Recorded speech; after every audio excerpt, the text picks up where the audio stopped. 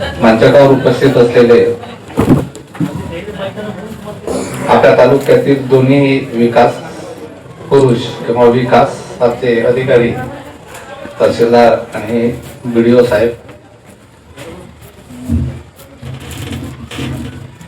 ह्या गावच्या सरपंच ताई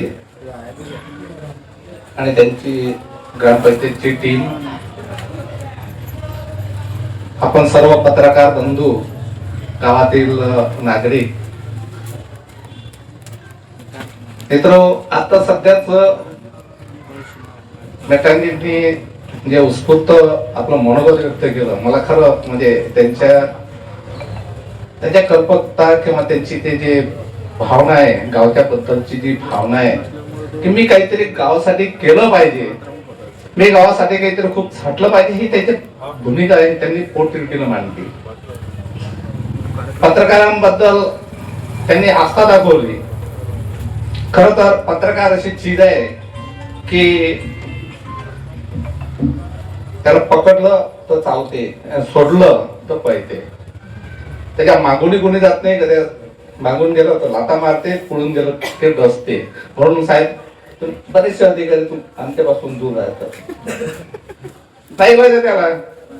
आम्हाला जे काही करायचं आहे ते तर आम्ही करणारच आहोत ना. तुम्ही तर म्हणता जेव्हा स्टेज येते, तुमच्या हाती स्टेज येते, माहिती येते, तेव्हा सर्वजण म्हणतात की पत्रकार हा आरसा आहे, समाजाचा आरसा आहे. आणि जेव्हा समाजाचा आरसा आम्ही तुमचा चेहरा दाखवतो तेव्हा तुम्हाला साहजिकच वाईट वाटते. जेव्हा आम्ही तुम्हाला तुमचा चेहरा दाखवतो तेव्हा वाईट वाटते. म्हणून पत्रकारापासून बरंच सावध राहिलं पाहिजे, दूर राहिलं पाहिजे, अशी सर्वसामान्य भूमिका सर्वजण घेत असतात. पण गेल्या 6 तारखेला पत्रकार दिनाच्या निमित्तानं तहसीलदार साहेबांनी हे सगळे म्हणजे भीती वगैरे काय असेल नसेल अधिकाऱ्याची, त्यांना काही भीती वाटली नाही. त्यांनी आमच्या सर्व तमाम पत्रकाराचा सत्कार त्यांच्या कक्षात ठेवला, तहसील कार्यालयात ठेवला. आणि त्या कार्यालयात जेव्हा हा सगळा कार्यक्रम घडवून आणला त्यांनी, तर मला असं वाटतं की तो कार्यक्रम, त्या कार्यक्रमाच्या माध्यमातून दुसरं काही झालं नसलं तरीही पण एक मात्र निश्चित झालं की पत्रकार आणि अधिकारी याच्यातला जो दुवा आहे तो कमी झाला. पत्रकार आणि अधिकारी यांच्या मताचा दुवा कमी झाला तर नवीन त्या गावची, त्या परिसराची विकासाची गंगा वाहते, हे ध्यानात घ्या. तुम्ही कार्य दाखवा, आम्ही तुमची प्रसिद्धी करतो, वाहवा करतो, आणि त्या ठिकाणी चुकलं असेल किंवा जे काही अडचण असेल तिथे आम्ही आमची भूमिका मांडून तुम्हाला आशा दाखवण्याचं काम करतो. त्याच्यात गैर काहीच नाहीये. जेव्हा तुम्ही निष्पाप मनाने करता तर पत्रकाराला भिण्याचं कोणतंही कारण मला असं वाटतं की नसावं. हे गाव खर तर खूप मोठं राजकीय गाव आहे. या गावातले याच्या अगोदर सभापती वगैरे राहिलेले आहेत. प्रकाश वानखडे यांनी जिल्ह्याचं नेतृत्व केलं आहे कृषी सभापती म्हणून. हे गाव तसं शंकरगिरी महाराजाच्या पुण्य पदस्पर्शानं पुण्यवान झालेलं गाव आहे. ह्या गावात दरवर्षी सगळे लोक, साहेब या गावातलं वैशिष्ट्य असं आहे की सगळं गाव एकत्र येऊन या गावातला महारोड तयार करतात आणि तो महाराष्ट्रभर गाजते. आणि त्याची प्रक्रिया गाजवण्याची, प्रसिद्धीची प्रक्रिया जर कोणी पूर्ण करत असेल तर ते पत्रकार आहेत.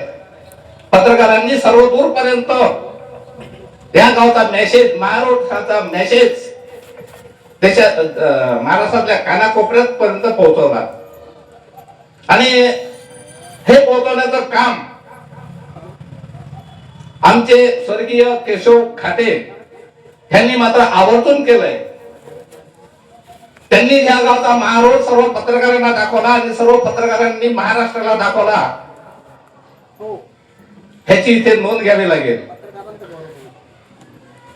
इथे खरोखरच बरेचसे या गावाला कृषीरत्न पुरस्कार प्राप्त काही शेतकरी आहेत.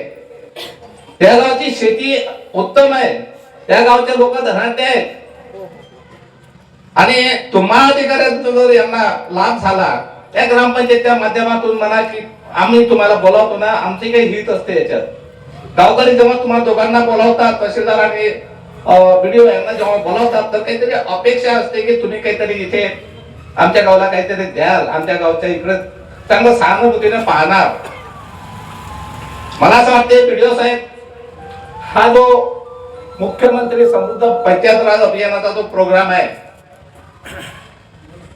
जेव्हा मेटाके जेव्हा सांगतात, खरोखर एक म्हणजे पोटतिडकीनं सांगणारा कार्यकर्ता आहे हा गावातला. एवढं पोटतिडकीनं कोणी कार्य करत नाही, करायचं म्हणून करतात. खर तर आज या ग्रामपंचायतचं आम्ही अभिनंदन करायला पाहिजे किंवा त्यांचं कृतज्ञता व्यक्त करायला पाहिजे की त्यांनी सर्व पत्रकारांना एकत्र आणून एकत्र बांधून, तसे आमचे पत्रकार कधी एकत्र येत नाही, पण सर्व पत्रकारांना एकत्र एका रेषेत बांधून एका ह्याच्यात तिथे गाठोड बांधून इथे जमा केलं. मी त्यांचं खरोखर अभिनंदन करेल, या ग्रामपंचायतचं अभिनंदन करेल. ते सर्व पत्रकारांना त्यांनी एकत्र बांधण्याची ही किमया इथे साध्य केली.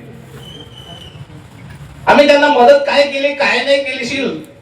अरे जर तुम्ही चांगलं काम करत असले ग्रामपंचायतचे लोक, तर नक्कीच आमच्या सर्व पत्रकारांची तुम्हाला साथ रात्र निम्या रात्री बोलवा तुम्ही, आम्ही तुम्हाला प्रसिद्धी देण्यासाठी मागे पुढे पाहणार नाही.